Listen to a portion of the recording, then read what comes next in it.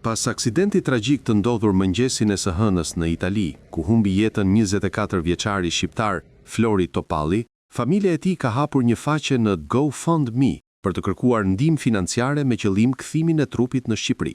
Ngjarja ndodhi në rrugën shtetërore 410 në territorin e Naros, ku automjeti me punëtor shqiptar u përplas me një kamion që transportonte fruta dhe perime. Si pasojë e përplasjes, Flori Topalli humbi jetën në vend, ndërsa disa persona të tjerë mbetën të plagosur. Shkaqet e aksidentit janë ende nën hetim nga autoritetet italiane. Mes dhimbjes madhe dhe pamundësive ekonomike, familjarët po kërkojnë mbështetjen e bashkombasve për të përballuar shpenzimet e transportit të trupit drejt atë dheut. Në apelin e publikuar në GoFundMe, motra e tij, Kesmentina Topalli, shkruan: "Me dhimbje të thellë në zemër dhe në pamundësi ekonomike për të sjellë trupin e vllait ton të dashur pranë familjes, ju drejtohemi me përullësi për ndihmë, sato të vogël, që ai të prehet pranë shtëpisë dhe njerëzve të tij.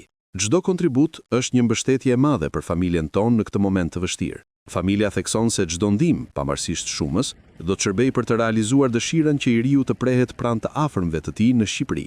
Të gjithë ata që dëshirojnë të kontribojnë, mund ta bëjnë përmes platformës GoFundMe, e hapur nga familjarët."